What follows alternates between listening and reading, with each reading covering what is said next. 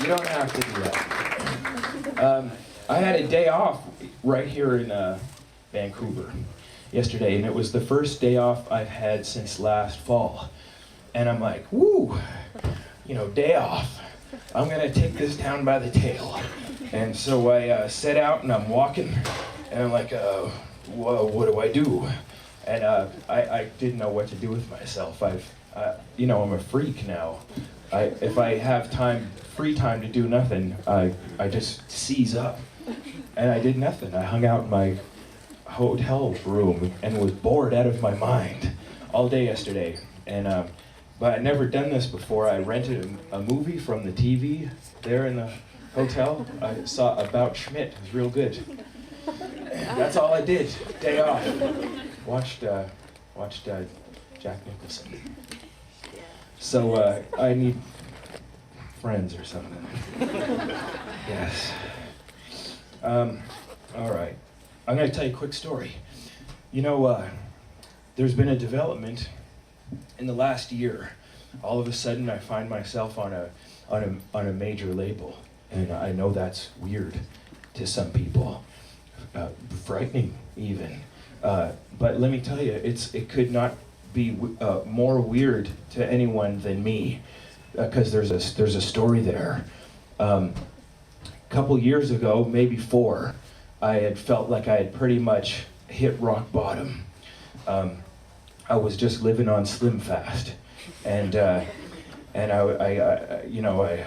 was really having a hard time finding work.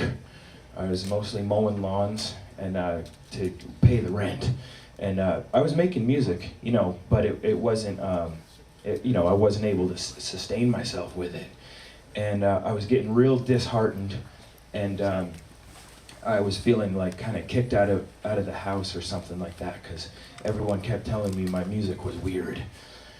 And I thought, man, what am I gonna do? So I just put this demo together, and I thought, one last shot, man. And I saved up, my pennies, and I hitchhiked down to New York City. And I had this little demo, and I thought, I'm just gonna drop it off to anyone who might listen to it. And I kind of did some research, and I found out where the offices were for a lot of record companies, thinking, you know what, I'm as low as you can go. I just don't even care anymore. Like, I need some help. I felt desperate. And so I was asking this guy for some directions to where the office for Warner Brothers was. And he said, you go down here, you turn left, you walk a couple blocks down that way, so on and so forth. And I said, thanks. I've always found the people of New York to be real friendly, but I'm walking away, and the guy's laughing as I'm walking away. And I'm just kind of looking back, and then I turn again, and he starts laughing again, and that made me feel weird. So I went to exactly where he said to go, and I got to this place, and it was this building, maybe just like 3 stories, Somehow you expect to find the headquarters of a major label in New York to be in a big, like, high-rise building. But it's just like this little 3-story place, and on the bottom, kind of just to the left of the front door, there was a garage, and there were guys in there installing car stereos in cars and doing custom detailing and whatnot. And then I got inside, and they sold pagers and gold chains. This place, I wasn't sure if I was in the right place or not. And there was a guy on a telephone taking orders for Chinese takeout. And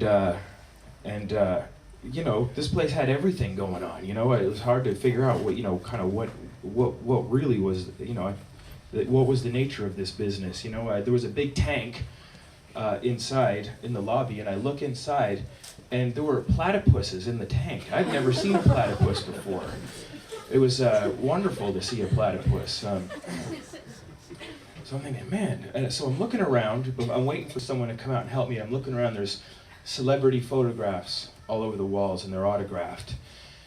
And there was Keanu Reeves, Lil' Kim, then the Spice Girls, George W. Bush was there, David Cassidy was there, Anna Kournikova, the tennis player, a few others. And I thought, what do these people have in common? And they all had like a little message, like, to Hanif and Pablo, thanks for everything, couldn't have done it without you. All of them kind of said something to that effect. And I thought, this is really, odd. So a guy comes to the desk, and at the counter, the front counter, like you see in kind of at a gas station in the country sometimes, there was a jar, a big old jar with green water with the pickled eggs inside. And I've always been horrified by those pickled eggs. I like eggs, but the pickled eggs kind of frighten me a bit. So I said, "Is this Warner Brothers?" And the guy's like, you looking for a record deal?" And I said, "Well, yeah, kind of." He says, how bad do you want it?" And I said, pretty bad. He said, "How much money you got in your pocket?" I said, "I don't know, $20 or something." He goes, "Follow me." And he grabbed the jar off the counter and headed into the back. And he's just like, "Let's go." So we get into the back and the lights are down low, and he kind of sets the jar down in the middle of the table, and there's like 3 or 4 really big guys wearing kind of like wife beaters sitting around the table. And one by one, they reach into the jar and they eat an egg. And they go around the table, and then it comes to me, and they're just looking at me like, "Go on." And so I kind of rolled up my sleeve, and my stomach was so tight, and I was felt very stressed, but I grabbed the egg, and I was trying to plug my nose and keep my eyes closed at the same time. I think it took about 15 minutes to get this egg down. And everyone was just looking at me. Man, the vibe was weird, needless to say, with the platypi and all. And the guy's like, "All right, scram, get out of here." And so I'm walking down the hall, and I hear a weird sound, like something running after me. I turn. It was just a glimpse, just a glance, but at the end of a corridor, I just saw a unicorn run by. An honest to God unicorn. I was like, and it was gone. So I walk out. I just walk out of the place thinking, man, what just happened? And as I'm walking, I'm thinking back to the celebrity photos. Like, why did these people go there? And what do they have in common? And I'm racking my brain, and it occurs to me what they have in common. These are all very, influential and famous people with no talent whatsoever. That's what they all have in common, if you recall the names there. And then I got back to my hotel, and I went to go into my room, and the door was locked. So I went down to the front desk and said, "I can't get into my room." And the guy said, "You checked out of here 2 weeks ago." But I thought I had only arrived in New York yesterday. It's like, what the hell? 2 weeks have just kind of vanished out of my life.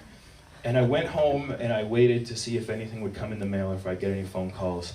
After a couple months, I just gave up hope, okay, nothing would happen.